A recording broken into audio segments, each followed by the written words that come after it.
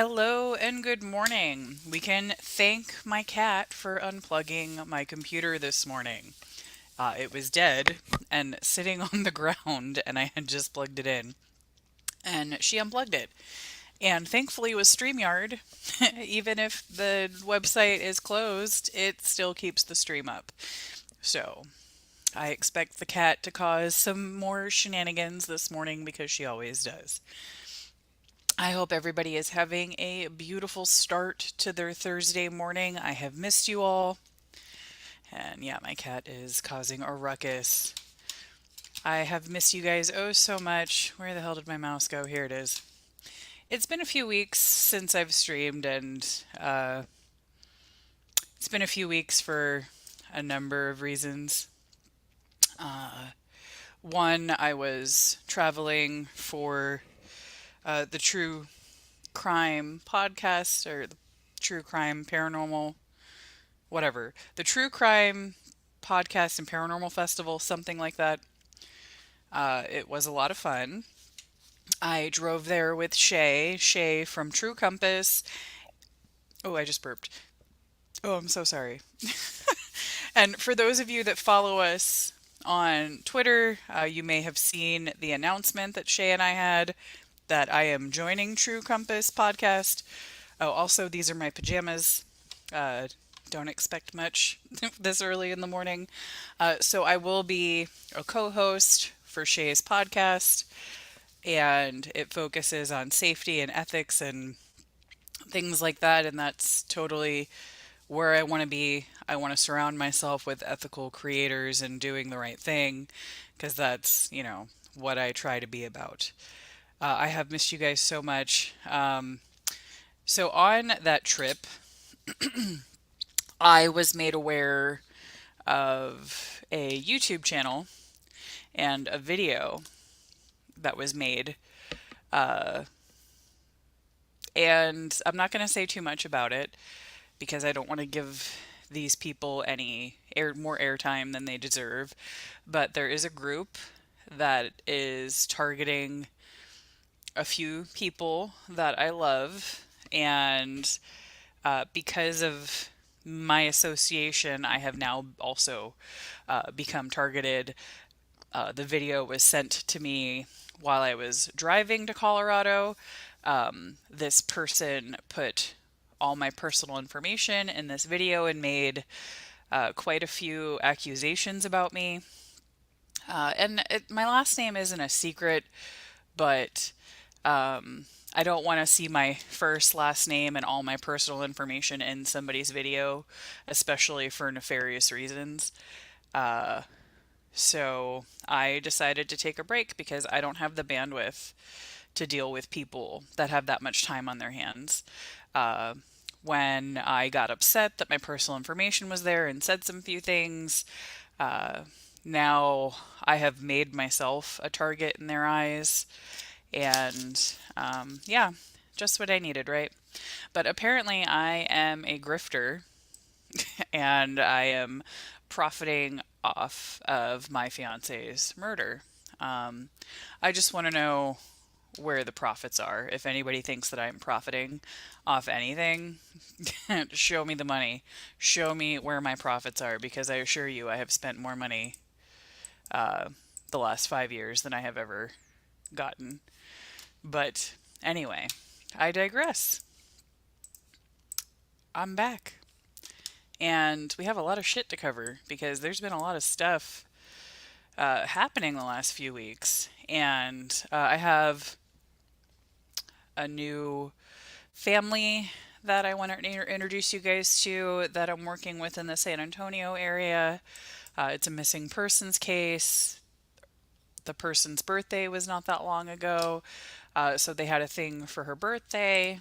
And there's been so much that's been happening in the world the last few weeks. I'm not touching on anything political. No, thank you. I'm not trying to get involved in any of that. I have enough drama in my life. So we're not even going to discuss anything political at all whatsoever. Uh, but there has been uh, more information in Tupac's murder, which is crazy. Tupac was murdered when I was like in middle school, so that's a very long time. And this person, now that they've been caught, apparently Diddy uh, paid a $1 million hit on Tupac. That's what the court documents say.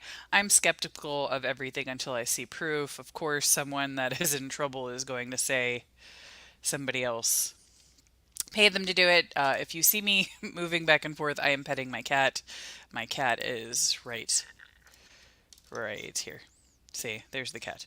Okay, so oh, and if you follow me on Twitter, you would have also seen um, the FBI raids that happened in Texas. There was two yesterday. There was a raid in Houston, and there was a raid in San Antonio. Two completely separate raids, not connected at all whatsoever. Already looked into that.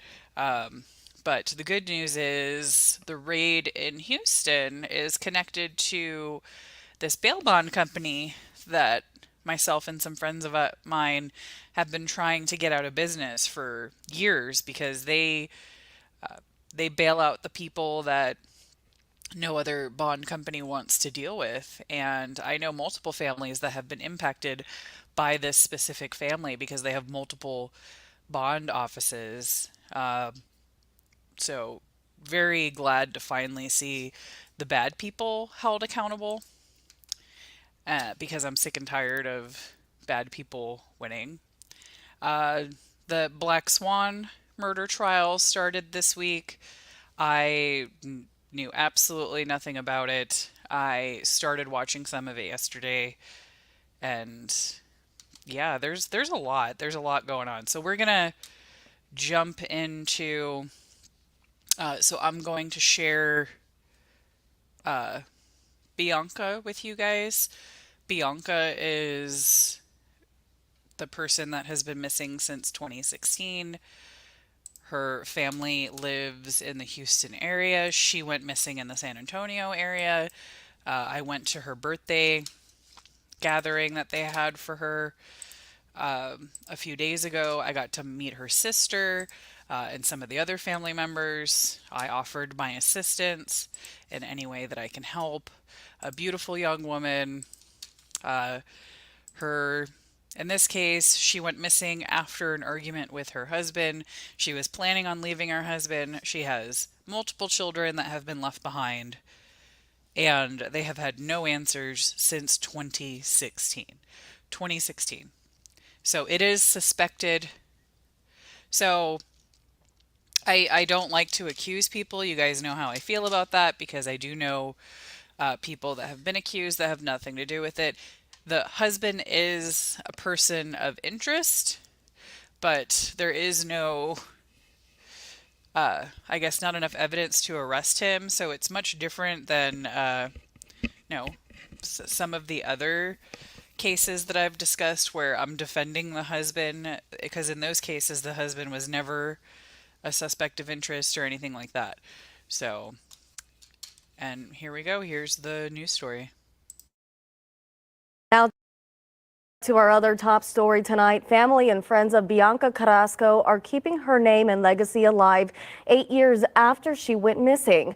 Carrasco was last seen walking outside her home on the northeast side.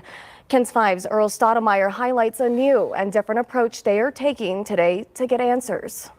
Bianca Carrasco's family is here at Friesen Hunt Park giving away this flyer to serve as a reminder that Bianca is still missing and needs to be found. Her family says they specifically chose this weekend to spread awareness for her birthday.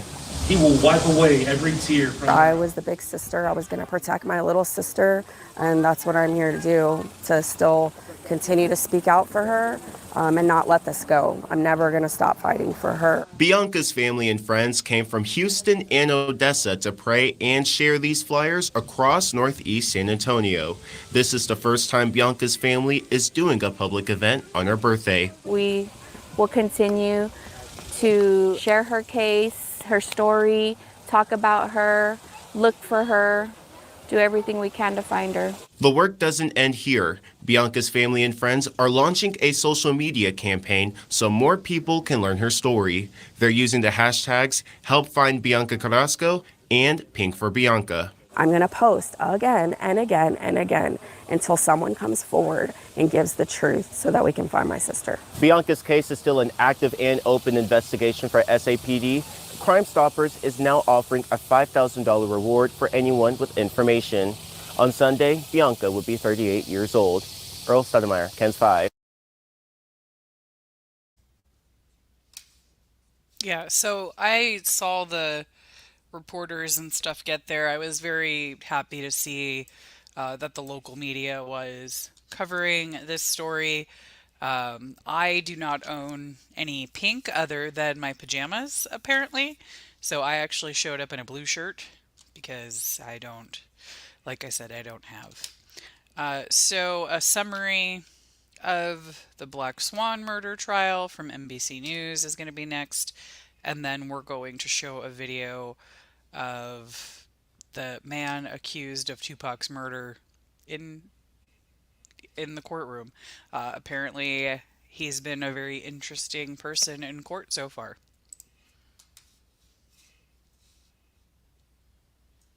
Back now with the latest on a murder case that's being called the Black Swan trial. A former ballerina accused of shooting and killing her estranged husband, but she is claiming it was self-defense. NBC's Kathy Park has the details. Then you identified yourself. Tonight, a murder case being dubbed the Black Swan trial, now underway in Florida. Yes. 32-year-old former ballerina Ashley Benefield is accused of shooting and killing her estranged husband nearly 4 years ago. Police say Ashley ran to a neighbor's house in September 2020, claiming she shot her husband, 59-year-old Doug Benefield, after he attacked her. In court, prosecutors playing a 911 call placed by the neighbor the day of the shooting. Manatee County 911, what is the address of your emergency? Okay. 1 moment. Calm down, honey. Calm down. That neighbor also taking the stand Tuesday. As soon as I opened the door, before I could say anything, she said, he attacked me. And is that all she said? At that point, I said, who? And he said, Doug. He attacked me, and I shot him. But after a 5-week investigation, a sheriff's office report found bullet entry wounds on Doug, indicating he was shot while facing away from his wife, and found no evidence of self-defense. The Benefields met at a political event in 2016. She was 24, he was 54 at the time. They married just 13 days after meeting, according to attorneys for the state, and later formed a short-lived ballet company. At the time of the shooting, the couple was in the middle of a custody battle over their 2-year-old daughter. This was a custody battle that this mother was going to win at all costs. And the cost was the life of Doug Benefield. And that is murder. In the weeks and months leading up to the shooting, Ashley claimed Doug was abusing her, though not physically. Ashley's result and resource to deadly force was absolutely justified under the circumstances. In a hearing before the shooting, Doug was granted access to their child and said Ashley was lying about these allegations of abuse. A law enforcement report said it appears that Ashley had exhausted all legal means of keeping the child away from Douglas before the shooting. Last year, Ashley's attorney tried to argue the shooting was a stand your ground case, but the court ruled against it. The judge who dismissed that motion, he felt that a reasonable person would not be that scared in that moment to justify using a deadly weapon. But that does not mean that a jury will not agree with her. Ashley is out on bond, but facing a minimum mandatory sentence of 25 years in prison if found guilty. We reached out to Ashley's attorney, but have not heard back. Ashley's story drawing support from some in her community who are using the hashtag #WeStandWithAshley on social media. Among those marching outside the courthouse, Ashley's young daughter, whose future also hangs in the balance. Kathy Park, NBC News. Thanks for watching. Stay updated about breaking news. That poor child, that poor kid. Oh my God. Because whether the mom is guilty or innocent, she lost her father, and the kid is so young and having to go through this. But it's not looking good if the exit wounds show he was shot leaving. But it depends on the jury. When it comes to self-defense cases, it is, you never know. You never know how a jury is going to go in self-defense. A lot of times, I've been told by attorneys that a lot of times, especially in states with stand your ground laws, people, when they're on a jury, they think, what if that was me? And stuff like that. They don't look at it like cold-blooded murder. It's different than, you know, I have very mixed feelings when it comes to self-defense cases for my own reasons, but we'll see. I'm not passing any judgment in this case because I don't know anything and I'm not, yeah, I don't want to be ignorant and just assume maybe she is a victim, maybe she's not. I don't know. I don't want to discount somebody's possible abuse, but regardless, that child, or I guess that there's other children, I don't know, because Dina said both daughters have lost their dad. Yeah, it's a horrible thing for the family to go through regardless of the outcome. So off to Tupac. I still can't believe that finally there's stuff happening in Tupac. I have been a Tupac fan myself since Tupac was still alive. I'll just say that since Tupac was still alive, I've always really liked Tupac just because he was more than just a rapper. I thought that he was a very outspoken advocate for his people, and he had a lot of really good ideas. And I just wish that somebody else would have stepped up and done the things that he wanted to do.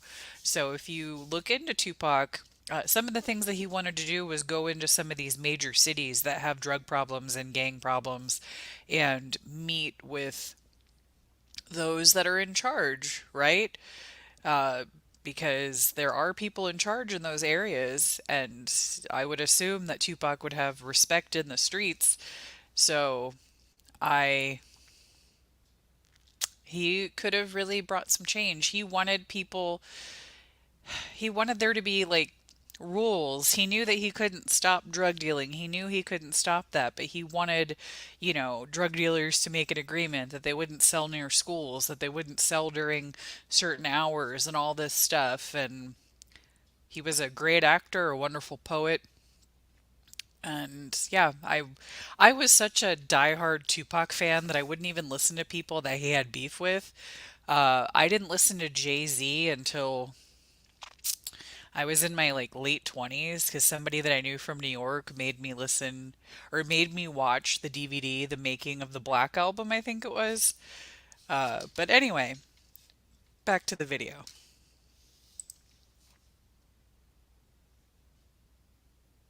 Days and then make that determination. We'll status check then on trial readiness. It'll be August 20th. No, address report. I think we're done. I got something to say. You want to say to Mr. Arnold, and he can say, he represents you, so ultimately you represent yourself, you can talk it well, but if Mr. Greg Hayden had them boxes at his house for 15 years in his attic, doing all kind of TV interviews. Them boxes should not be allowed in the case. He's just going to talk about it. Yeah, the boxes should not be allowed. The tainted evidence, everything. The man, he broke a proffer agreement, and he broke the law, all kind of stuff. The boxes should not be allowed. They've been at his house for 15 years, and he do interviews, going in the boxes. Let me see here. Ooh. You can see it on any internet site that this man been going in the boxes for years. And he's and a judge, federal judge in LA did a 142-page thing about him. Look it up on the internet. So I think what the state said ultimately is that they don't think there's going to be anything in those boxes that they're going to use. You just use something in the boxes. They just used something in the boxes. From 1996, and he know they did it. Yeah, no, certainly we are. They're not only ugly on the outside, but they're ugly on the inside. They crashed in my family in this. They did my daughter first, they did my son, then they just did my wife the last year. What's the name told me about these, David Westbrook told me about these dudes. He said they're not only ugly on the outside, but they ugly on the inside too. These two dudes right here.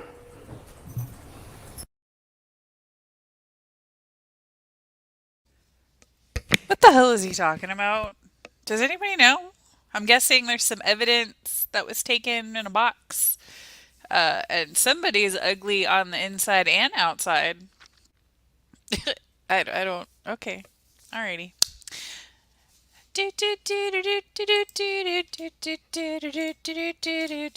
Next video. What are we gonna talk about next? I don't know. Hopefully you guys like my hold music. So real quick, I'm gonna talk about what happened in Harris County. Let's talk about those FBI raids, San Antonio, Harris County. So first we're going to talk about the one in San Antonio. So what I found out what happened in San Antonio, like clearly what was happening is illegal, but I was very underwhelmed. I was expecting more, for the FBI to come and all that stuff. Apparently, Delia's is in a wage lawsuit right now. They were taking people's tips and paying undocumented people under the counter with it. So I guess during the investigation, the FBI was like, that's illegal, and they busted them. So that was less exciting, but still illegal.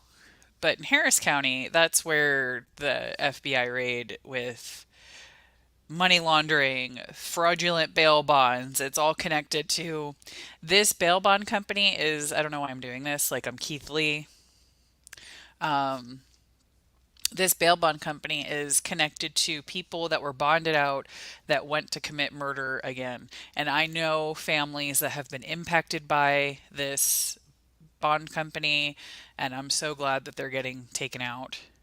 All right, so first San Antonio and then Houston.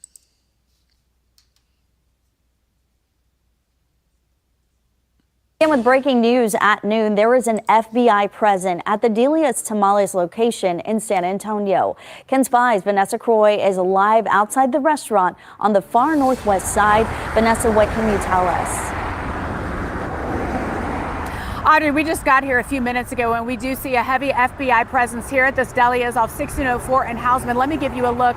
We're seeing agents standing outside the restaurant and going in and out as well. There are multiple unmarked vehicles in this parking lot, as well as San Antonio police who are blocking off the entrances. And we've also noticed agents escorting employees in for the workday. So we are still waiting to find out if Delia's will be open today. And we can't confirm why the FBI is out here today. We have reached out to them who wouldn't tell us why, but it could be connected to a federal lawsuit Delia's is facing right now, filed by employees of the restaurant. They're accusing the company of theft, fraud, and age discrimination. That lawsuit also alleging the company helped migrants get work by giving them fake Social Security numbers. And according to that lawsuit, the company would deduct Social Security payments even though they allegedly knew the Social Security numbers were fake. Once out here again live at the scene, we are seeing an FBI presence at this location. We can also confirm that there are FBI agents present at the locations in the Rio Grande Valley of the Delia's there too. Now, going back to that lawsuit, Audrey, Delia's has denied any of those claims made in that lawsuit and says all actions were consistent with their business practices here. We're hoping to learn more about what's happening out here today. We will confirm that with you on air and online. For now, Audrey, back to you. And now off to Houston. We know what we're dealing with, and we could have never imagined how large this is. It is a story you first heard from a push alert on the Click to Houston app, a bust in a massive bail bond fraud scheme. Tonight, a Houston bonding company accused of falsifying financial reports, which led to some violent criminals getting out of jail. Thank you for joining us here at 10. I'm Lisa Hernandez. Both Keith and Danny are on assignment tonight. The FBI made dozens of arrests across Harris County today after a 2-year investigation as 3 people are wanted. KPRC2's Bryce Newberry live at the federal courthouse tonight with how all of this came together. Bryce?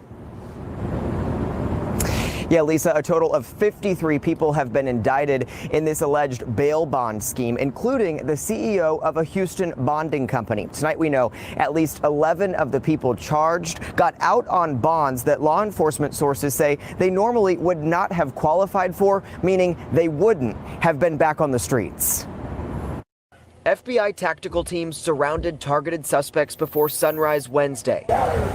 This arrest at a Southwest Houston apartment, one of 37 across the city, before all of them got processed into federal custody at NRG Arena. The alleged bail bond fraud scheme dates back years. It started as an investigation by the Harris County Sheriff's Office of a group of violent criminals in jail, law enforcement sources say, but turned into a first-of-its-kind federal case of wire fraud and conspiracy. This newly unsealed indictment alleges employees of Houston's A-Able Bonds falsified financial reports, then submitted those to government and insurance agencies to get bonds for jailed defendants, which sources say let violent offenders back on the streets when they never should have been. I do. CEO Sheba Muharib is one of the 53 indicted, seen here before the Harris County Bail Bond Board in April 2022 for a license renewal. Just months later, the FBI raided her downtown office. What I've learned about these allegations is I can't believe it. Mario Garza leads the Professional Bondsmen of Harris County Association. Back then, he raised concerns about A-Able when he sensed suspects may have been getting a deal. Very many bonding companies would turn them down, and then they would find their way to that company. Many who got the fraudulent bonds are well known to law enforcement, sources say, and involved in high-profile cases, including Gerald Williams, now convicted in the 2021 road rage killing of 17-year-old David Castro, headed home from an Astros game. Just an overall great kid. David's father, Paul Castro, says he didn't understand when Williams got out on a low bond after just a month behind bars. The whole time I kept thinking there's something nefarious about this. He's not happy it got to this, but says he's thankful law enforcement took it seriously. Those individuals who are a risk to our community are going to be locked up longer because they're not able to get access to these discount, very bad bonds.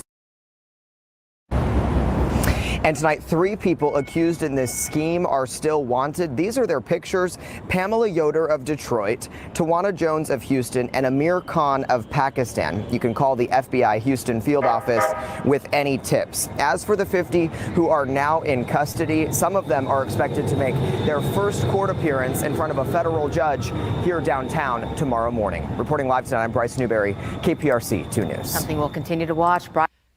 When they have like a big train come by at the end, I always wonder why they don't re-record it, just that one part.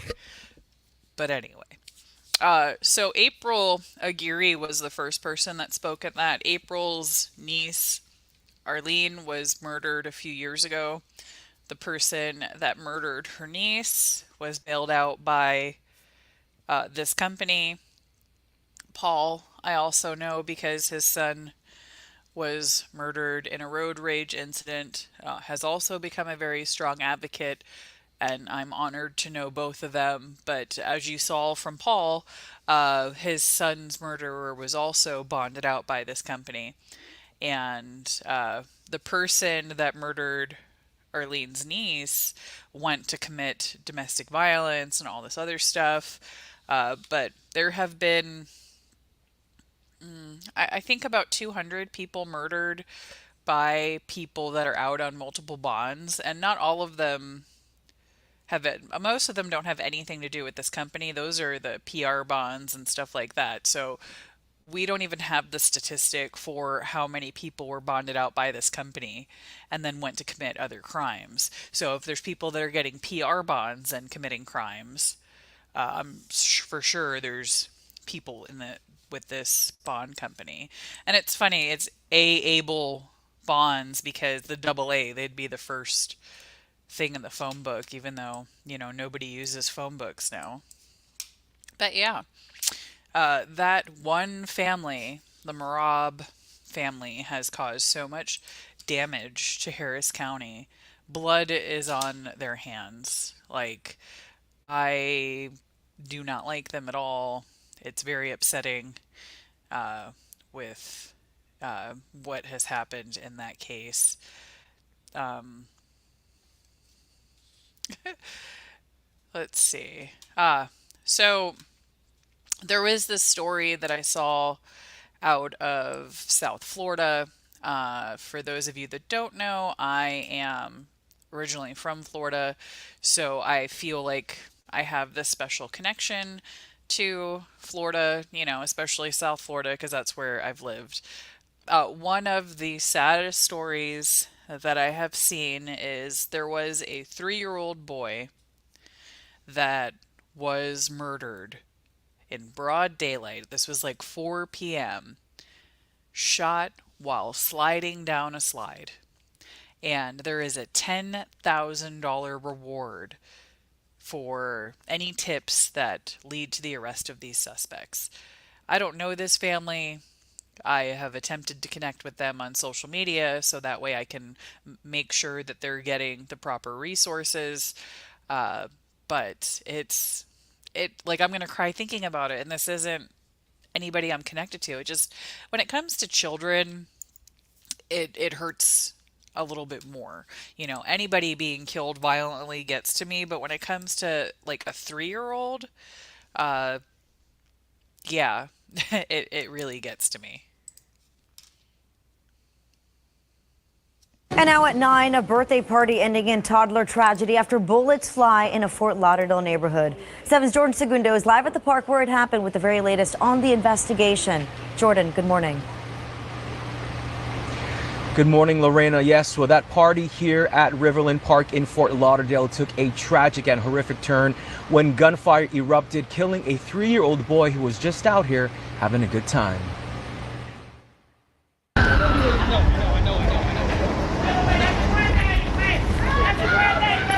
A grandfather distraught, collapsing into the arms of a Fort Lauderdale police officer. Briefly struggling with police before joining his equally devastated family. And I feel so bad for the parents because I know their heart is very hurt just coming out here just to enjoy what somebody had put forth for kids. All trying to make sense of how an innocent toddler would end up shot and then rushed to Broward Health Medical Center. Police confirming their worst fears hours later, he didn't make it.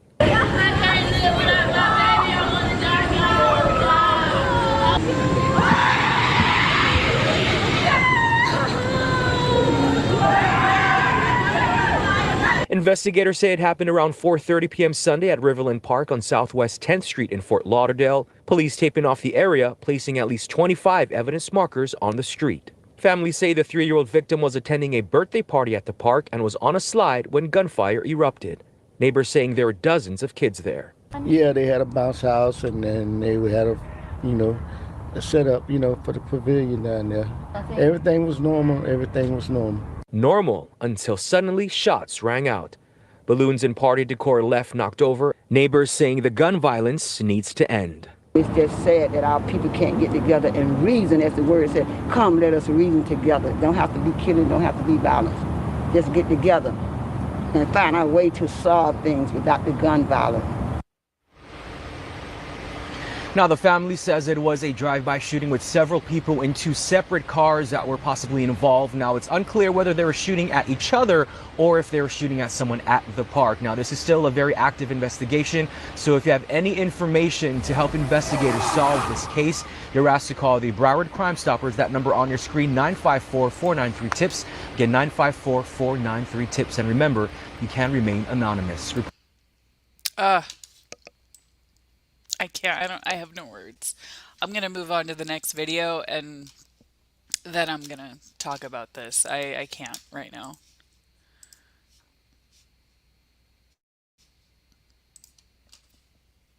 The most severely wounded survivor of the 2018 mass shooting at Parkland's Marjorie Stoneman Douglas High School now owns the shooter's name. The mass killer has officially lost all the rights to his name in an effort to, quote, shut him down, end quote, from tormenting victims' families in the future. Jamie Grola is live in Fort Lauderdale with more details on the settlement between the shooter and this victim. Jamie.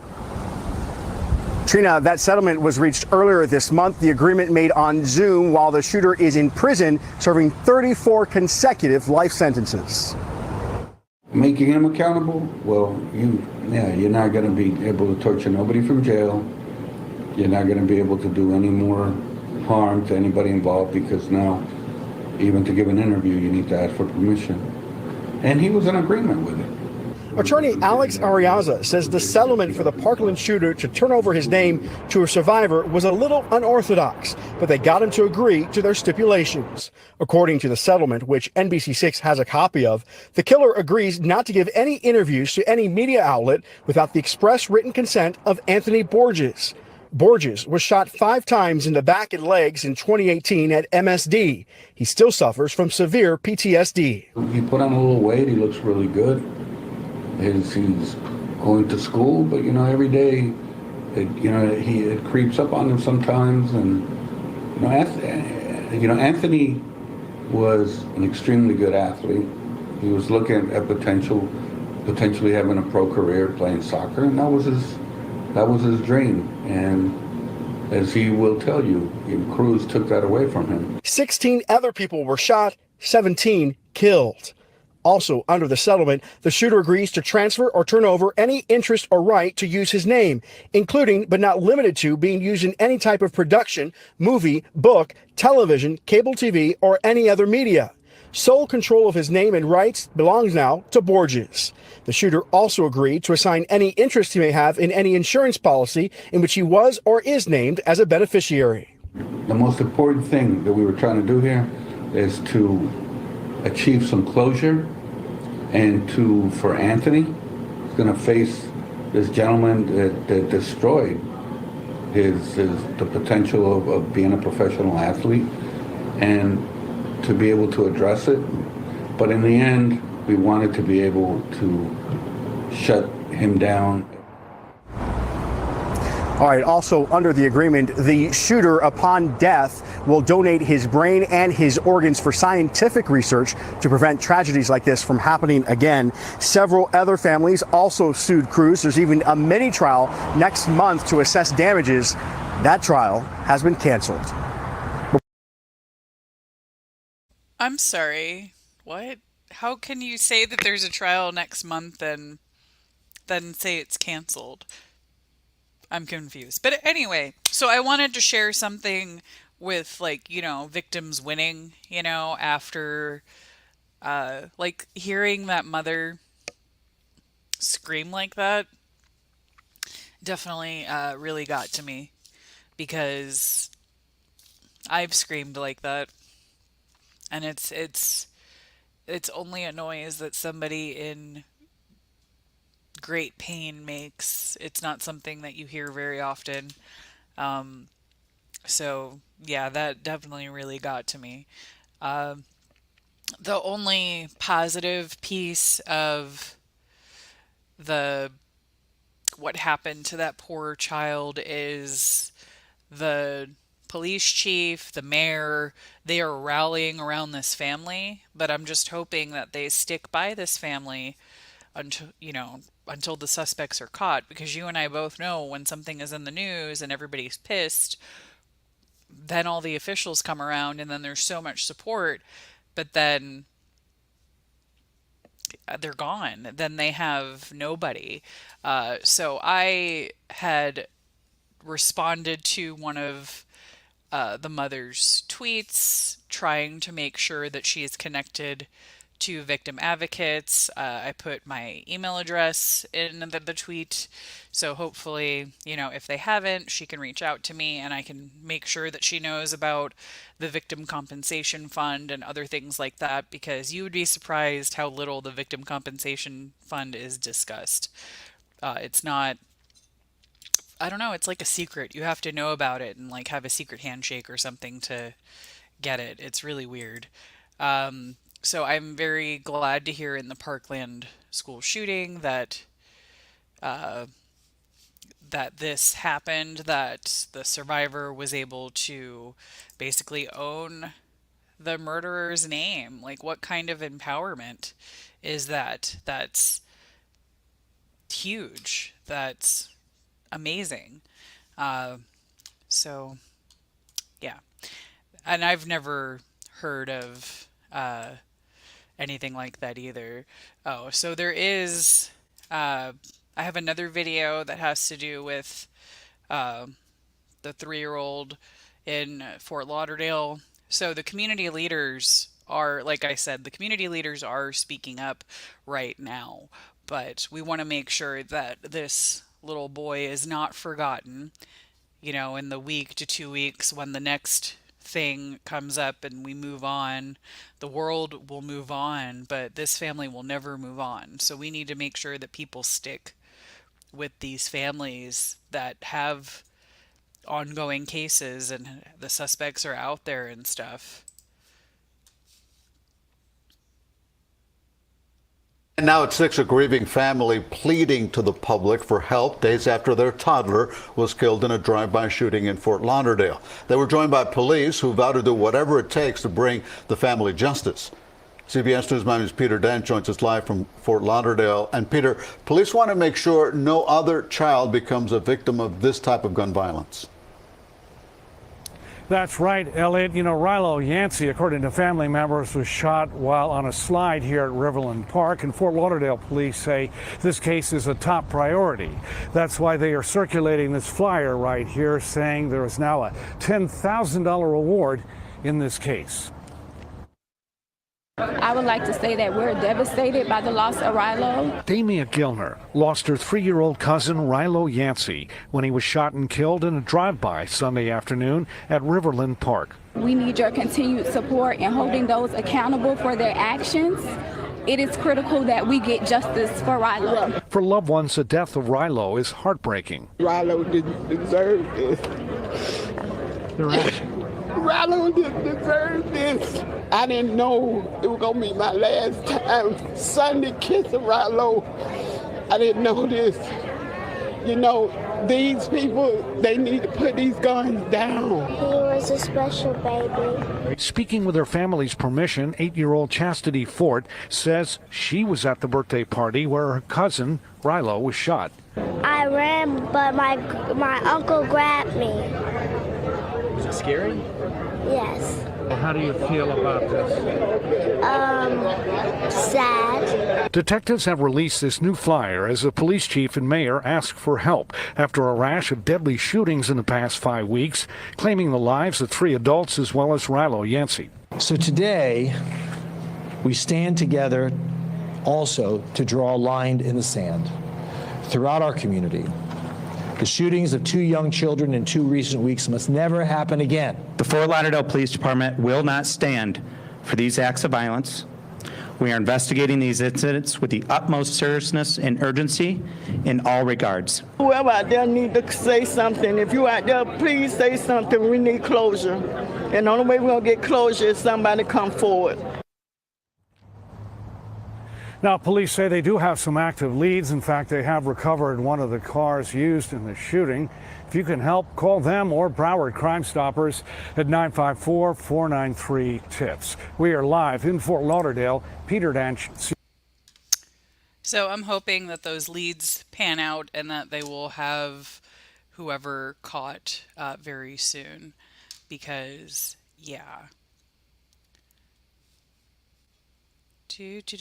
So did you guys see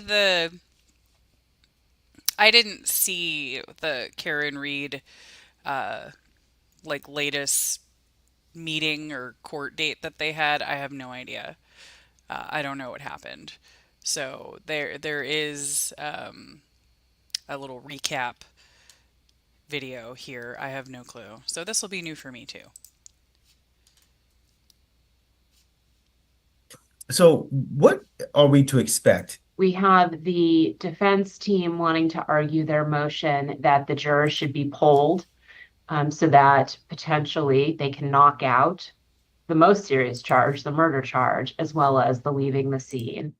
And then we have the secondary component of it, which is the scheduling. If the prosecution decides to still go forward, what are the trial dates going to be? By law, by mass law, the case has to be retried within a year. So by July 1 of 2025. Oh, wow. Okay. And what do you think the chances of them dropping the two other charges? I think the judge almost has to pull the jury back and poll them because it creates an issue for the defendant known as a double jeopardy issue, which means she can't be tried twice for the same charges stemming from the same set of facts. And that's what the defense is hanging their hat on. They're saying we've had 5 jurors come forward, all of whom have said there was a unanimous decision on the murder charge of a not guilty and a unanimous decision of not guilty on leaving the scene. The only charge that the jury was hung up on, according to these 5 jurors in the defense filing, was the involuntary manslaughter charge. So the judge has to find a balance between protecting the public, but also ensuring that the defendant has a fair hearing. And where we've had not 1 or 2, but 5 jurors purportedly coming forward and saying they had a unanimous verdict, I think the judge has to poll them, has to find out if it truly was unanimous on those 2 charges. And if it was a unanimous verdict of not guilty, then I think justice is going to require her to enter a not guilty finding on those 2 charges, which would leave the prosecution with the involuntary manslaughter charge. Still a very serious charge, but certainly not as serious as the murder charge. What's the maximum for involuntary manslaughter charge? I'd have to look it up.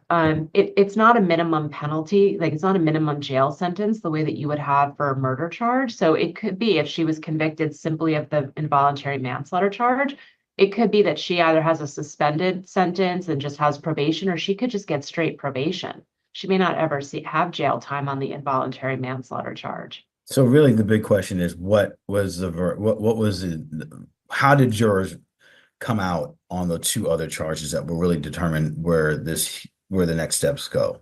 Absolutely. If the judge does decide to poll the jury and the jury does say, yes, we were unanimous on those 2 charges, then then Karen Reed, in a sense, gets a victory, right? The most serious charge is knocked out. The other charge, leaving the scene, is knocked out, and so now she's left with a negligent, a negligence claim basically of a manslaughter. If it's not unanimous, does that mean they could keep those 2 charges up? Yeah. So if the jury is polled and they say, no, actually, 5 of them say, well, we were unanimous, and the other 7 say we were not unanimous, or even if 1 juror says we weren't unanimous, then the murder charge would stand, the involuntary manslaughter, and the leaving the scene. All 3 charges would stay intact and could be prosecuted again. So we could be going through this whole thing over again.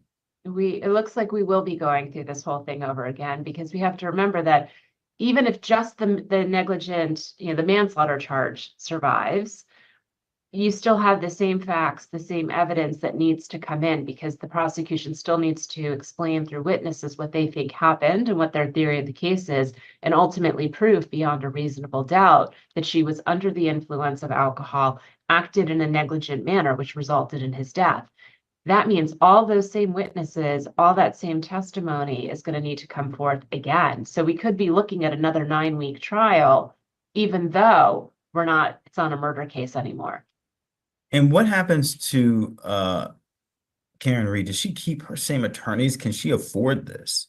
The question of whether or not she can afford it is probably the bigger question. I mean, we know that she's listed her house for sale, which presumably is to help pay for legal fees if she hasn't been living there and she can't afford the maintenance and the upkeep anymore. Why not sell it and take that cash to pay attorneys? But she could certainly keep the same attorneys, and I would imagine she will keep the same attorneys. They did a very good job for her all throughout this case, and I don't see any reason why she would want to change them. And so will a decision be made tomorrow by the judge? It's unlikely that the judge would rule from the bench. Something of this significance, she would want to write some sort of findings with it to say why she decided the way she did. Yeah, so it looks like The chat said a new trial date was set for January and then August to discuss the jurors. So we will see what happens. Honestly, I'm glad that if there is a new trial, it's not going to be until after Christmas, because the way that this trial has ripped people apart, and with an election season, oh God, this is going to be nonstop just crap for the next 7 months. Buckle up, buttercups, because it's going to be crazy. I just want it to be done and over with. And, excuse me. I did not tell you to turn on. So, there was a man arrested in San Antonio for the sexual assault of a 15-year-old girl. I'm just going to have them do the perp walk real quick. Oh wait, no, here's the better one. We're going to do this one. This one's only a minute. New at 4, an arrest is made in a sexual assault from more than 2 decades ago. 55-year-old Arthur Quiroga was taken into custody today, 26 years after the alleged crime. SAPD says in July of 1998, officers responded to the South Side for a reported sexual assault of a 15-year-old girl. They say the suspect used a gun to abduct the victim, threatened her, and sexually assaulted the teen. Then, just a few weeks ago on June 27th, detectives received a match linking DNA from the assault to the suspect. Additional DNA testing was done to confirm Quiroga was their suspect. SAPD says the victim, who is now 41 years old, was informed of the arrest and is cooperating with the investigation. Well, tonight we're learning new information about the person. Oh, yeah, I didn't even have this video saved. Okay, so this one we're going to talk about real quick. So, in Philadelphia, there was a woman that shot like a 7-month-old baby over $100 drug debt. The baby's okay. I just want to say that the baby is okay. But I can't believe that somebody did that. And she literally said after she shot the kid, "Fuck your baby, bitch." That's literally what she said. "Fuck your baby, bitch." Over $100.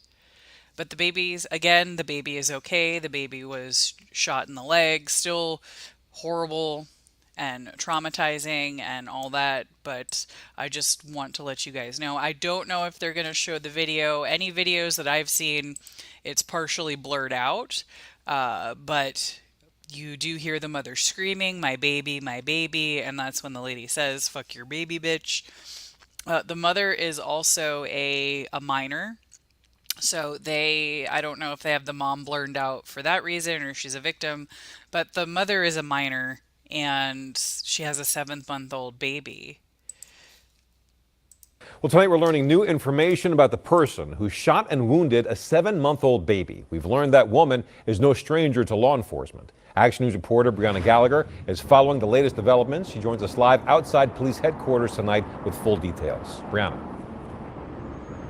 Yeah, Walter. Well, today we heard from police as they made an arrest in connection to that shooting of a 7-month-old baby. Police say that suspect clearly could see that there was a stroller, but shots still rang out. Disturbing video captures what took place. Police say the baby was shot in the leg by one of the bullets, but when they got to the scene, the parents were nowhere to be found. The mother and father, who had gone to the hospital initially, had left that location. They were in fear of the police because they had some outstanding warrants. Philadelphia police have arrested 28-year-old Dominique Billups for allegedly shooting a 7-month-old baby on the 4000 block of Meridian Street in Holmesburg Thursday night. You knew they had a stroller. You know what I mean? What we were talking about it yesterday. Like what makes you, walk up to somebody with a stroller and shoot them? Officials say the parents told them about an argument that took place on the 7900 block of Frankfurt Avenue prior to the shooting. It looks like this all stems from a $100 narcotics debt is what we're being told. There, they were able to get a better visual of their suspect. One of the detectives from one of the other squads had recognized the female as being involved in another shooting. With the video and tips from the public, police were able to find the vehicle involved. Billups was taken into custody within 24 hours of the shooting without incident. It's sad. I mean, you've seen that video. She literally points the gun at the mother of the baby, who's also a juvenile, and fires. Luckily, she missed. 7-month-old baby might not remember that, but it's always going to be there. That story's always going to be out there. Billups is facing several charges, and police say surveillance video and tips from the public really helped them make an arrest so quickly. They say that baby, as of last check yesterday, the hospital was making arrangements to release the baby to the family. Live outside of Philadelphia Police Headquarters, Brianna Gallagher, Channel 6 Action News. So that's good news that the baby is going to be okay, but still, the baby's not going to remember it, but he's always going to have a scar, always going to have, the trauma of that incident, whether they remember it or not, I'm glad that they caught the person, because what kind of monster shoots a baby over $100? But people have gotten killed over way less. Like, I've seen people killed over a few dollars or for shoes. It's human life is so devalued in some situations, and it's horrible. So I'm really glad that they were caught and taken off the streets, because if they're going to do that to a baby, what are they going to do to somebody else? So there is an update with the Jocelyn Nagiri's murder that happened a few weeks ago.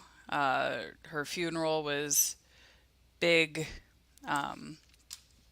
All the officials were there, and it was a beautiful service hearing from her family. I just wish that it was something that never had to happen. So there's more coming out about what happened to her. So I do want to warn you, I don't know what is in this video. I do know some of the details of this case, and they are disturbing. So just fair warning, I don't know what's in this, and it could be very disturbing. I have no idea. It says disturbing details, so, and this is a 12-year-old that this happened to.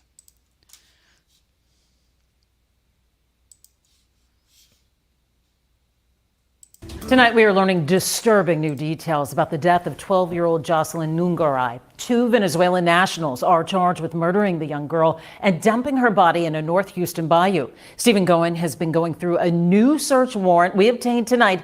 Stephen, what have you learned? Police actually filed this search warrant in an effort to get more information about one of the suspects' cell phone records. But there was additional information that may give us a better understanding of what happened the night Jocelyn Nungaray was killed. We have to warn you, some of the details here are graphic. This 13-page search warrant describes the contrasting interviews that Franklin Pena and Johan Martinez Rangel had with Houston police in the hours following their arrest on June 20th. Just a few days earlier, on June 16th, the 2 men charged in the killing of 12-year-old Jocelyn Nungaray spent hours at an Ojos Locos sports cantina in North Houston before they met Jocelyn at the 7-Eleven on Rankin Road, according to police. According to the court documents, they asked her for directions, and the 3 of them left together. When speaking to detectives after his arrest, Pena said that he kissed Jocelyn on the lips after they walked away from that 7-Eleven. But in that same interview, he denied touching her and describes how his co-defendant allegedly killed Jocelyn. He stated that Martinez Rangel wrapped his arms around Jocelyn's neck and guided her underneath this bridge on Rankin, where he took off her pants and climbed on top of her. The search warrant states that Pena told him to stop, but he replied, quote, "I have to finish what I started." He told police Martinez Rangel later strangled Jocelyn to death. and then tied up her hands and feet. That interview starkly different from that of the second suspect. According to the warrant, Martinez Rangel initially distanced himself from the murder and claimed that Peña was solely responsible. He later told police that he did tie up Jocelyn's hands and feet, but he said he told Peña to throw her body into the bayou because he thought it would get rid of DNA evidence. Now, the search warrant also claims that both suspects had injuries on their arms when arrested. We don't know if that's because Jocelyn was fighting back. As I mentioned before, this search warrant was filed to obtain cell phone records. We are following up with Houston police to see if they found anything. At HPD headquarters tonight, Stephen Goen, KHOU 11 News. Disturbing information there, Stephen, with the update. New At 10 tonight, our KPRC2 Investigates team has been working hard to solve the mystery behind the death of a Clear Lake woman. Her remains were found in the jaws of an alligator. Well, tonight we have obtained some new information that sheds light on what most likely happened to her. Here's investigator Joel Eisenbaum, and we do want to warn you, this story contains some information not suitable for children. It was shocking. It's been a mystery for nearly a month. How did a missing 63-year-old Clear Lake area woman end up in the jaws of an alligator? Whatever did happen, it all went down within a mile of the victim's home in Clear Lake's well-to-do Brook Forest subdivision. And it involved an alligator well known to longtime locals. There's never been an alligator, a person attacked here. I don't even think there's been a dog attacked here. Robin Puryear, a retiree living with her longtime partner, went for a walk sometime at night, May 27th, her family says. Her partner went to sleep, and the next morning, Robin wasn't back. On foot, I tried to walk the most direct route between Puryear's home and where she was found. We're trying to figure out how that lady got down there. That route, the day we walked it, had high grass and a no trespassing sign. An improbable path, we thought, for a 63-year-old woman walking at night. At the light, turn right onto El Dorado Boulevard. We also took the Google Maps prescribed trail between where Puryear started and where she ended up. It's a circuitous path with twists and turns. Another option that just didn't make a lot of sense to us. There is perhaps a more direct and certainly more heartbreaking route that Robin Puryear could have taken to end up where she did. And it involves this bridge. Only a 5-minute walk from her front door. And from here, directly into the water. This is Robin Puryear's son. And for the first time publicly, he's unraveling the mystery of his mother's death in Horsepen Bayou. A mystery not yet officially solved by police or even the medical examiner. Well, she had previous suicide attempts beforehand. One almost about a year ago, and another in January of last year. That involved Horsepen. One involved Horsepen, and another was in Galveston Bay. Daniel Puryear says his mom could not swim, but had a history of trying to end her life in the water. And Daniel shared with us the note his mom penned to him before her fateful stroll. We'll leave the contents of that note private, but this was a years-long personal struggle for Robin Puryear. These previously missing pieces now solve a mystery for the masses. But for Robin Puryear's family, it's just plain excruciating. When it comes to suicide, it's a very complicated issue. You know what I mean? It's never something that's really easy to understand. But at this point, I just want to be able to just move on with my life. That very sad and very real possibility wasn't even on my radar when I started investigating this. Puryear's family for years tried to get her help. If you, a family member or friend, has suicidal thoughts or behavior, there are resources available, including the new National Suicide Hotline. That number is 988. Joel Eisenbaum, KPRC 2 News. Sorry about that. I don't normally just let videos play, but my roommate called me because I need the car later, and he was not making sense. He's like, there's a truck coming, and then I was like, okay, so are you still going to be there? I was going to leave right now. Okay, not to come get me. Are you leaving your job at all? Because I can take an Uber. And it took me 2 minutes to get that conversation right. So sorry about that. So no, he's not leaving. I can take an Uber when I need the car. So anyway, yeah, we have 3 vehicles right now, and one of them, the manifold blew, and then my car is having some issues. So we have a rental right now. I'm gonna go to Fredericksburg today and see my family friend and set up her new rings that she got for Prime Day and all that. Uh, but back to discussing this video, it's very sad. Suicide and depression are so complicated, and there's a lot of layers to suicide, and I think that it's definitely something that needs to be talked about more. There shouldn't be a stigma attached to it. There are so many people out there that are struggling right now uh, for many different reasons, and you can't fix it for everybody, but we can at least be kind to one another and, try not to make people do that. Like some people are going to get to that point, but some people have definitely been pushed into that with bullying or, not getting support and stuff that they need. So just be kind to each other, especially to strangers on the internet, because we have no clue what people are going through. And some of the things that I've seen recently on Twitter are quite disturbing, to say the least. I got called a Karen yesterday because I offered advocacy resources to somebody. That was fun. I showed it to Dina. I sent her the screenshots. So that was very interesting. I just ignored it because the internet took care of it for me for the most part. But anyway, so surrogacy is something that some people have to use to have children. There is nothing wrong with surrogacy. I think that is a beautiful gift to give people if you're able to do that. But imagine paying for a surrogate and it's a scam. Imagine. That would be pretty horrible.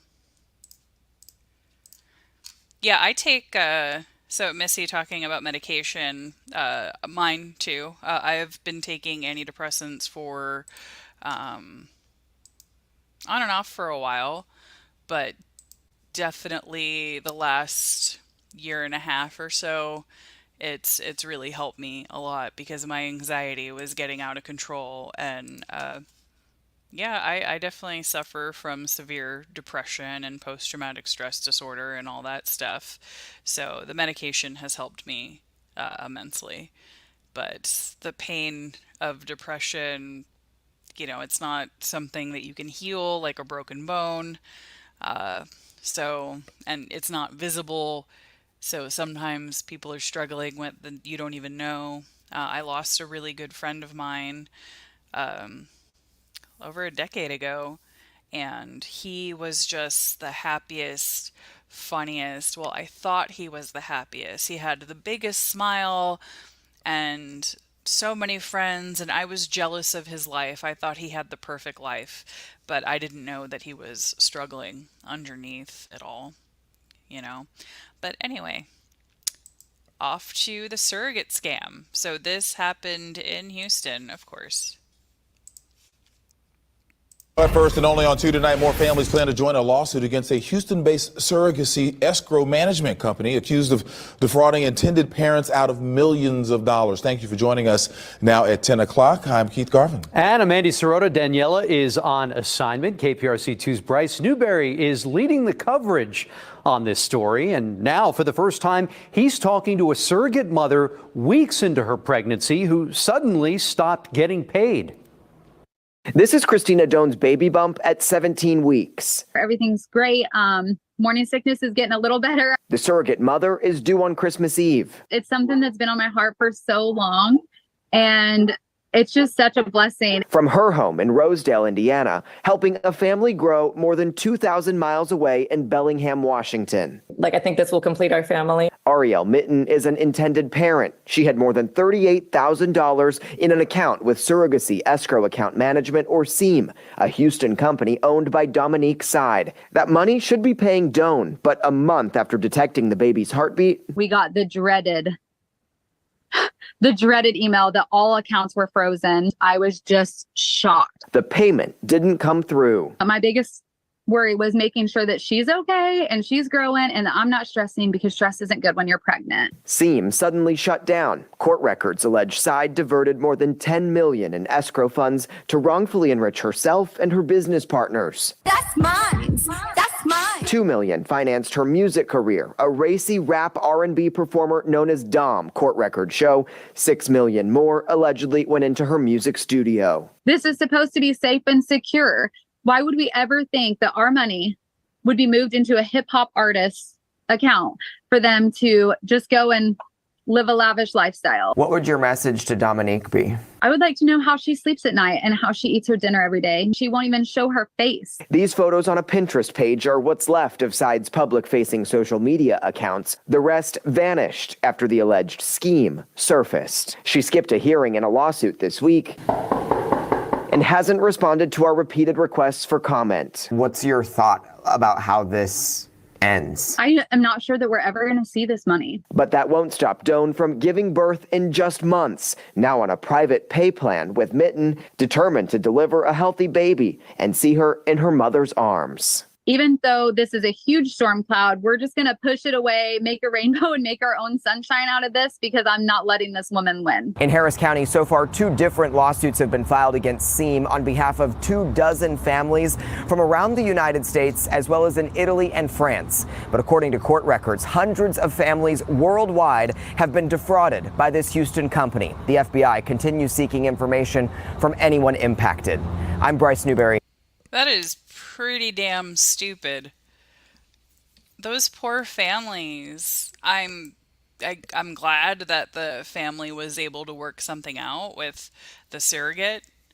That's horrible that they have to go through that. That's that's so stupid. To make a rap video and for a studio, I guess she thought she wasn't going to get caught. It's not even, I guess it's kind of a Ponzi scheme, but eventually the money runs out, so that didn't work out. So, selling stuff online. Another person was trying to sell something and was killed. So this is coming out of Florida, the Orlando area. So it's Sanford, Florida. It was trying to sell some headphones. If you do sell something online, definitely meet at a public place, preferably a police station, because yeah, it's dangerous out there for sure.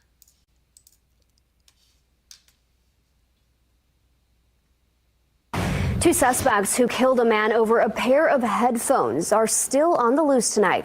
Investigators say the victim met those men online and had agreed to meet them in person to make the sale. And Fox 35's Stephanie Buffamonte joins us now with that story. So Stephanie, a lot of people sell items online, so this should be quite the wake-up call. It It truly is. It's really unfortunate and a tragic reminder as to why it's so important to meet someone in a very public place. So most local law enforcement agencies, like here at Sanford PD, will have something like an internet exchange location where you can safely meet someone to buy or sell an item. This online marketplace meetup spot in Sanford ended up being a setup where police say Brandon Leo died trying to sell a pair of headphones. Former Orlando Police Chief Orlando Rolone describing this as a senseless killing. These individuals demonstrated that they could care less for the life of another human being. And just like those individuals, there are others out there that are looking to do something similar. Police say the 22-year-old was meeting up with someone he met online to sell the headphones. The meeting spot turned out to be an abandoned house. According to police, the so-called buyer was sitting in the driveway when Leo pulled up. That's when two other people approached Leo's car and opened fire. Trying to get away, he reversed and wound up in a retention pond where he was later found dead. It's just absolutely senseless that this poor young man lost his life over a pair of headphones. Nothing indicates that, there was any other thing that occurred, any other intent that evening other than him coming to sell those headphones. And at this point in our investigation, it appears that he is a completely innocent victim. Many law enforcement departments have designated zones where you can meet someone to safely buy or sell something. We saw a big spike in the past, which led to law enforcement agencies also in municipalities and government entities coming together to come up with e-commerce zones. But he says if you'd rather go somewhere else, pick a location that's well lit in a public place. Like a grocery store, a place where, say, the mall, you decide to meet inside and, hey, we'll meet at the courtyard or we'll meet in the in this one area. You know that there's going to be presence. More than likely, there's going to be security. Never go by yourself. And again, those suspects are still out there. So if you have any information that can help investigators, call the Sanford Police Department. You can also call Crime Line and remain anonymous. Reporting live in Sanford, Stephanie Belmonte, Fox 35 News. New details today. People in Longwood say they are tired of dealing with flooding issues. So this woman in Florida filled a storm drain with cement. You have to have storm drains so streets don't flood. Like, that is the stupidest thing to do. And in Florida, it rains a lot, especially in the summer. And like every afternoon, it rains like really heavy. It all stems from one person who filled in a storm drain with cement. Fox 35's Randy Hildreth went to the Shadow Bay community today where neighbors are fired up. Neighbors say flooding is still an issue in the Shadow Bay community. This is a new video shared with Fox 35. This is crazy. And they're upset the county is giving a neighbor more time to fix it. I am very concerned that this decision to extend benefits the person who essentially vandalized the outflow pipe and doesn't consider the other 113 homeowners in the association. Diane Goggles is accused of filling a nearby storm drain with concrete, citing issues on her property. In March, Goggles sent her neighbors this letter saying she believed a drain pipe was installed on her property without her permission and advised she planned to close it off. In April, it was sealed. Last month, up to as recently as Tuesday, it's become an issue for everyone else. Now it rains and it sits there. The water sits there. It does not drain out of the roadways and it goes into the yards. Driving through the neighborhood, you can see sandbags in front of garages now. Neighbors say no wake zone signs were installed recently, so people would slow down and not push floodwater into yards more.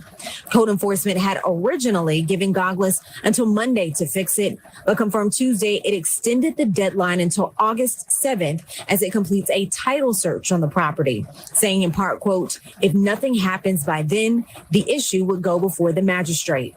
Court records show Shadow Bay's HOA is suing Goggles over the issue. The HOA told Fox 35 Tuesday that Goggles should have not been given an extension to fix the issue, saying in part, quote, "We do not understand why code enforcement believes another 15 days are going to make a difference. We do not understand why the courts will not grant us an emergency hearing. We are doing everything we can to prevent water intrusion in our residents' homes, and we do not understand why no one else has a sense of urgency." And that was Randy Hildreth reporting today. The woman at the center of this investigation did decline an interview with us today, but she said that she is preparing for litigation. The county says the court date for this case is now set for September. Oh, you stupid. Okay, well, this is the next Day video. 2 and Pause. What? Like, what did she think was going to happen when she sealed it up? Like, she says it's causing problems where she is, but, like, the water can't drain anywhere now, so I don't understand that thought process at all. Not even a little bit. That is one of the craziest things that I have seen. So, next. So, Church's chicken shooter. There's so many shootings at fast food places, and we expect people to work there for little pay and get yelled at all the time. So be nice to your fast food workers if they mess up your food. So just be nice. The woman accused of a fatal shooting at a Church's Chicken went back in front of a judge this Wednesday morning. Monica Williams is charged with first-degree murder for the fatal shooting that claimed the life of Anitra West. Good evening, and thank you for joining us. I'm Stephanie Skurlock. And I'm Greg Hurst. Following the attack, photos of the accused were released by police as they were trying to arrest her. Although the woman was seen on video, the defense is saying that may not be enough to move forward. WREG's Jessika Patterson explains why her attorney is trying to get the case thrown out. Monica Williams, a first-degree murder suspect, was escorted back into Judge Bill Anderson's courtroom Wednesday. The 45-year-old spoke briefly with her attorney, Scott Hall. I have been retained. She is accused of shooting to death Anitra West while the victim was at work at this Church's Chicken in Orange Mound last week. This all stemmed from an argument detectives explained in this affidavit. However, her attorney says is what you don't see in the report that he could capitalize on.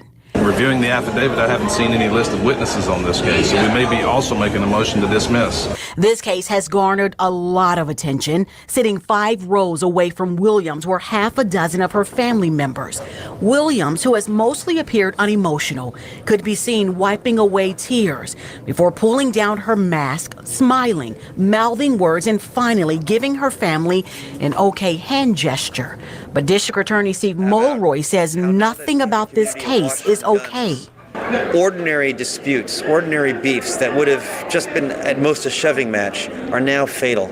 And it means we need tougher gun laws, but it also needs we to be extra vigilant on bringing these people to justice. Mulroy also addressed the defense's claim about any possible lack of witnesses. It is not unusual for us to get convictions based on video surveillance evidence, even if there are no actual live witnesses. As you heard Defense Attorney Hall say, he may move to have this case dismissed, but the operative word there is may. That has yet to be seen. What we do know for sure is a bond hearing is set to happen inside this courtroom Monday. We'll certainly keep you updated. Reporting for your news leader inside the CJC, Jessika Patterson, WREG, News Channel 3. Defense attorney Scott Hall says the bond hearing could allow the victims' loved ones to also address the court. Again, Monica Williams is set to go back before the judge Monday. All right. Okay. Well, apparently video is not enough for that attorney. Interesting. So, is this, I don't know how to pronounce this, Chayahuga? Because I know Chattanooga, that's not Chattanooga, Chayahuga County Prosecutor. So there has been a judge in that county that they're accusing of being light on violent offenders, which has been an issue in some areas. Harris County, we've definitely struggled with things like that. I guess I will find out how this is pronounced maybe in this news clip, hopefully.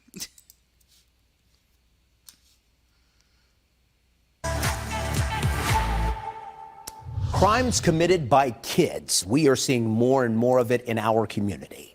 Investigator Kelly Kennedy has been tracking the juvenile crime wave for more than a year now. Tonight, she sat down with County Prosecutor Michael O'Malley. She joins us live now with what the prosecutor had to say. And Kelly, he's now going after a juvie court judge. Is that right? Chris, that's right. And this isn't the first time the prosecutor has called out a juvenile court judge by name. Now, this kid was 17. He had a pretty violent criminal background, including an armed carjacking. He was sentenced to just probation for that. And then a few months later, he escalated and committed another crime. And now, sadly, one person is dead. Whether it's guns at our neighborhood parks or shootouts on local streets or the incident, we've had throughout this community, it's clear, that oftentimes the juveniles are the crime drivers. We see this happen time and time again.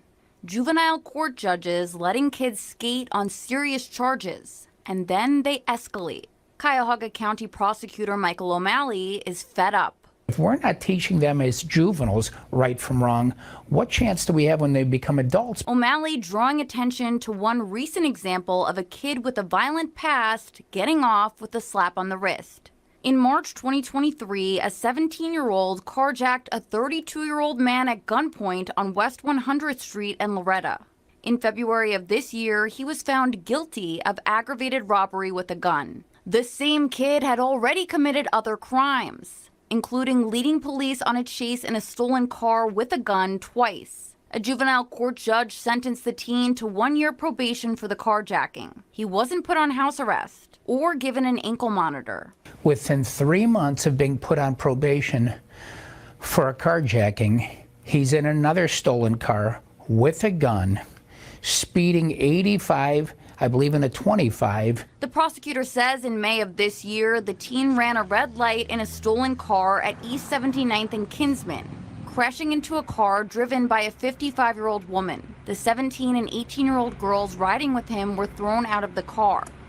After he crashed, the teen boy ran away. The 18-year-old girl died.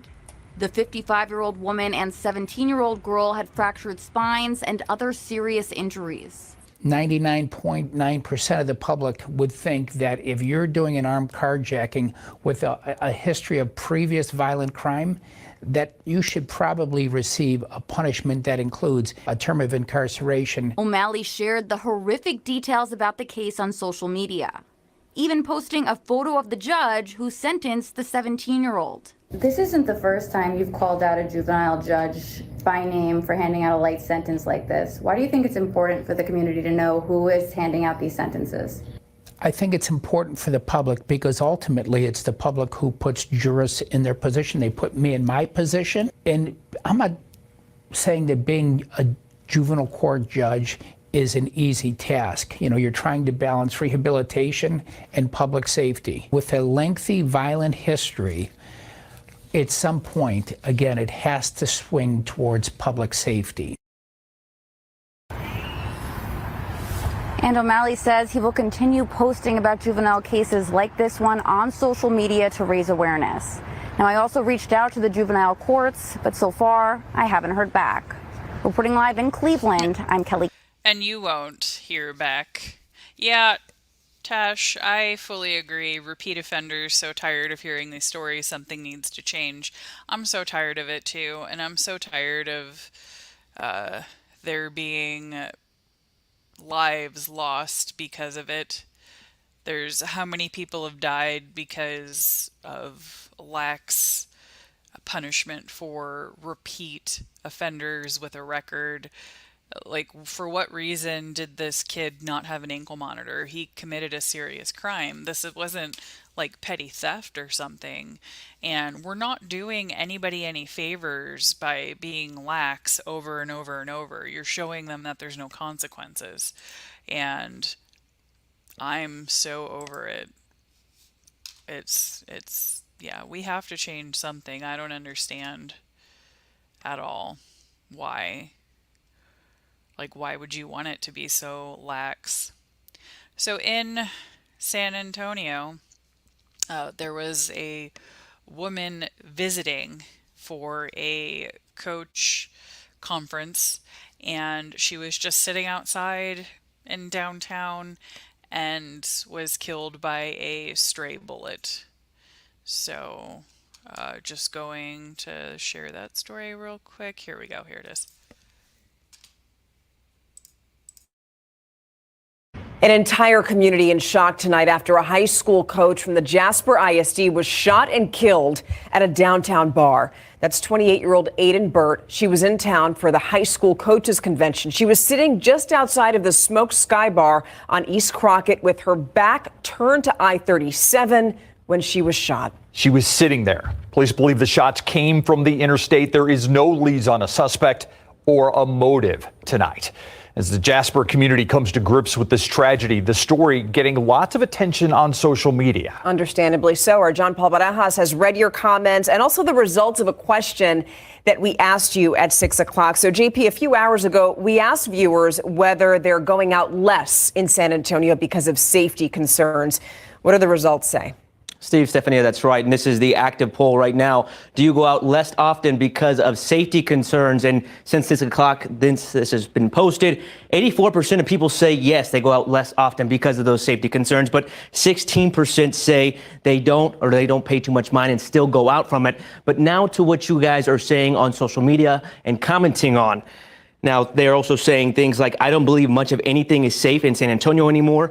No, not even day life is safe anymore. You have to watch where you're at all times, and it's a game of chance. But some did have different views, saying, I think it all depends, and depends where you are. And as mentioned, that shooting happened at Smoke Sky Bar downtown off of East Crockett Street. The owner there, Adrian Martinez, also taking to social media. I'm deeply saddened that an individual attending our venue for an event fell victim to a random and senseless act of violence. Words cannot explain the sorrow I feel for this loss. So we took your concerns and asked San Antonio police if they could provide some stats so we could look at violent crimes in our city. We took a look at the first 5 months of 2022, 2023, and 2024. And according to their database, in the first 5 months of this year, SAPD reported more than 12,000 assaults. That number is about 15% lower than 2022 and about 1% less than 2023. And looking at homicides in the same 5-month window, SAPD reported about 70 homicides in the first 5 months of both 2022 and 2023. This year, there's been about a 20% drop with a total of 55 homicides. Even though numbers are down, it's clear from our informal poll that the overall feeling seems to be that crime in the city is only getting worse, which SAPD sent this statement regarding the death of Coach Aiden Burt, saying, quote, Monday's fatal shooting was a random isolated incident and does not reflect our community. Investigators continue to search for a suspect in Monday's murder. The investigation is active and ongoing, end quote. We also called and emailed the group that was holding the conference the victim was attending, the Texas High School Coaches Association, but we have not heard back. We did speak to staff with Visit San Antonio, who helps bring conferences and conventions to town, about how this might impact things going forward. But they declined to comment and directed us to SAPD because this is an active investigation. Steve, Stephanie? You know, John Paul, I'm glad you added those numbers to give us some sort of a context, but maybe the feeling is just because there have been two high-profile killings. I mean, the one that happened just last night and then the one that happened during Fiesta. But the numbers aren't backing up that it's more violent. So here's the thing. Since the pandemic, and you guys can look at the data, Google it, look at the rate of homicides in the United States. So here's my chart. Okay, let me stop sharing the screen. So we're just chugging along, right? So here's the 90s. Whoop. 80s and 90s, we had, especially the 90s, we had a huge spike in homicides. So the 90s was our most violent decade. Okay, so, and then it goes down and we're like, all right, it's just going to do this a bunch of times. So 2020 happens. And then we have the largest spike in homicides in a 30-year span. We are still not at pre-pandemic rates of violence. So it is more violent than it was 4 years ago. And I don't like that people keep comparing the last couple years, like, oh, look, it's getting better. It is getting better from the highest spike, but we are not at where we were before. Society is absolutely more violent than it used to be.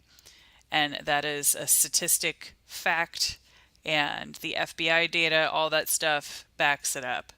We are in a much more violent society than we were prior to the pandemic. So I have 2 more videos, and then I will release you into the day. So I have a community is supporting an autistic child after a man slaps him. I'm gonna, come on, computer. Am I sharing the screen? I am sharing the screen. Okay, here we go. It's become the slap felt across SoCal. You saw it first here on Channel 5. An image many are calling a sickening sight. Video of a man seen slapping a young boy with autism, presumably because the child touched his Mercedes. Good evening. This is the KTLA 5 News at 5:30. I'm Courtney Friel. And I'm Rick Chambers. Sharon and Micah have this night off. The cell phone video has now gone viral, and in doing so generated a groundswell of community-wide compassion for that family. And since our story aired, the outpouring of assistance from complete strangers has really been nothing short of inspiring. Gracias, okay. A grateful family speaks with KTLA about the outpouring of public support a day after we shared video which went viral, showing a stranger coming up to their son with autism and slapping him. Nunca esperamos esto, la verdad. Ni por dinero. The family says they never expected this, the incredible support from the community, after this incident happened in Pacoima on Monday. Alfredo Morales was with his older sister Ashley when she says the 10-year-old, who has autism and loves to touch things, bent the hood ornament on the man's Mercedes. That man, seen on video, stopping his car, confronting the children, and then slapping Morales. When you saw that slap, though, what were you thinking? I was traumatized. I was like shaking. When KTLA first reported on the story, we were surprised to find the Morales family living out of a broken down van in a local park. That bus they took was the ride they made each day to get food before returning to the van in the park. That's a microphone, baby. Whoa. In just hours, the story spread on social media. Now, Good Samaritans are stepping up, and strangers keep showing up, wondering how they can help. Alex Manzo worked to establish a GoFundMe with the family, which has already exceeded its goals. I don't know the family. I just seen it on Instagram. Stuff's going viral, and it got us mad. They need a lot of resources that can help out. So everything is helpful, and we're here. We have all the love for the family. Everything's going to them. The story also catching the attention of LA rapper Swifty Blue. Yeah, so the truck doesn't run. I told them we're gonna fix the transmission, rebuild the transmission, whatever it takes, so we're gonna help them get mobile. Today, housing officials were out with the family, and they have a new attorney too.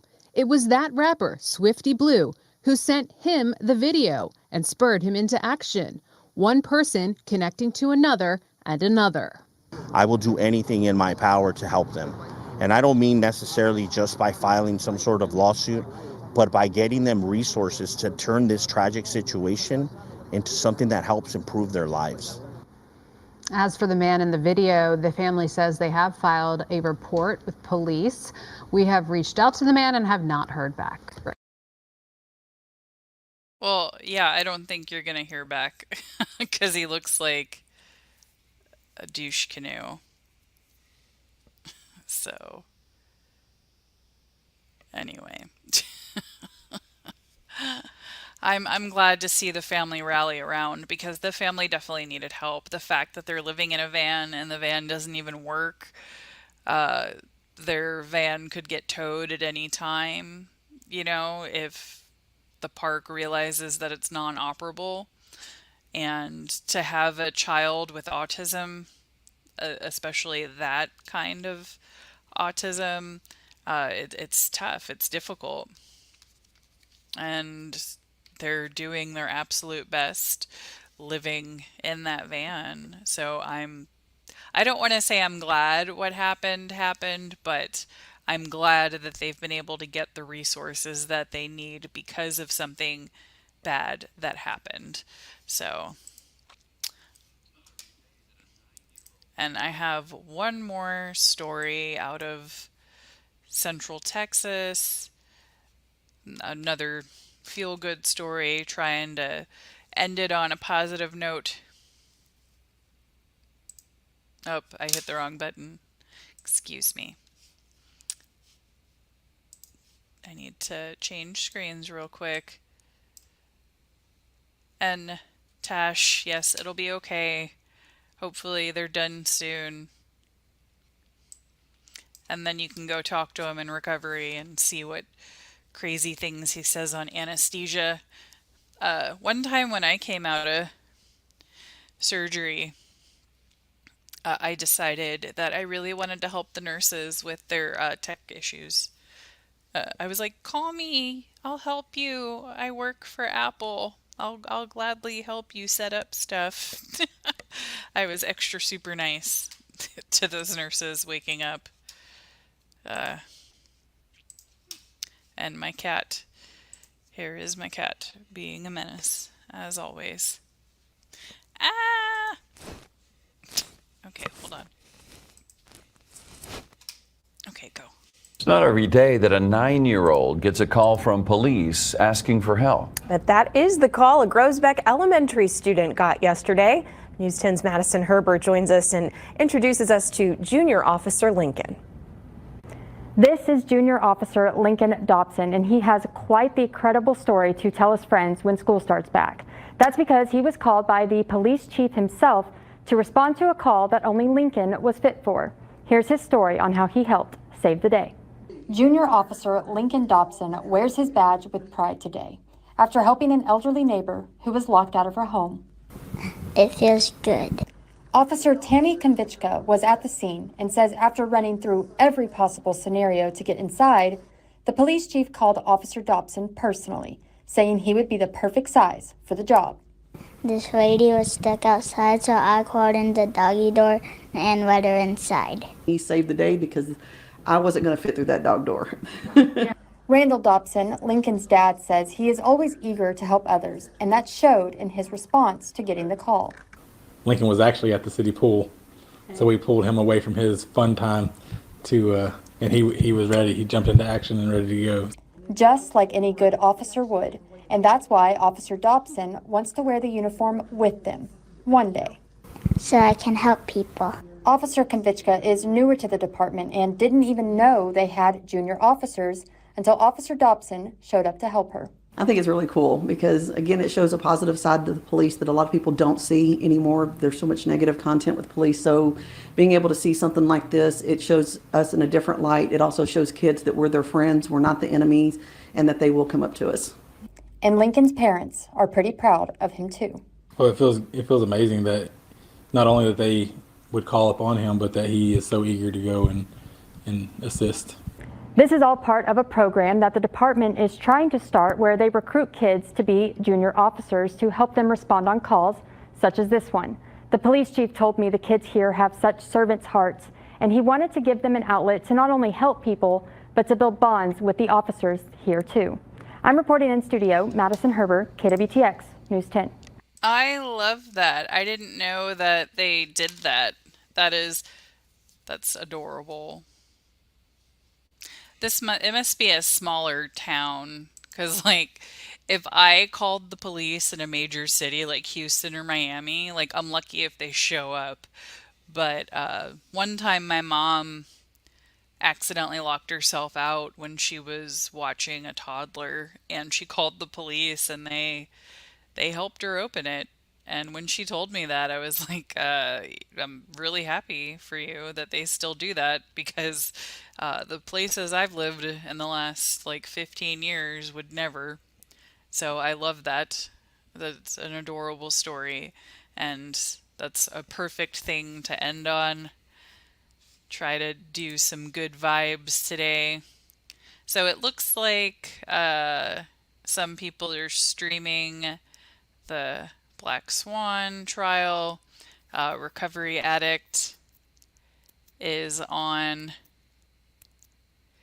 Uh, and it looks like Defense Diaries is streaming with Jay. So if you all want to watch that, those are some options. Brandy, I think, is doing a speed trial, so she'll stream later and then speed through it. So whatever floats your boat, you got lots of options for the Black Swan trial. I have to catch up. I'm not sure what happened the last few days with it. Yeah, Brandy's later today. So if you guys don't want to watch it live, then that's an option to watch on Brandy's channel. If Dina, if you want to go ahead and share Brandy's link too. And then the ones that are going on right now is, my mouse was freezing, Recovery Addicts and Defense Diaries with the Shaming of Jay. So here is that link as well. I need to go feed my animals and get ready to go visit my family friend in Fredericksburg, so I have a little bit of a drive ahead of me, but I really enjoy spending time with her. It's the grandmother-mother relationship that I wish that I had earlier on in life, but I am so thankful for her and I love her so much. But that is it for today. I hope you guys have a beautiful rest of your day. Tash, let us know, when your son is out and done. And yeah, definitely go talk to him and see what crazy stuff he says. But yeah, I love you all.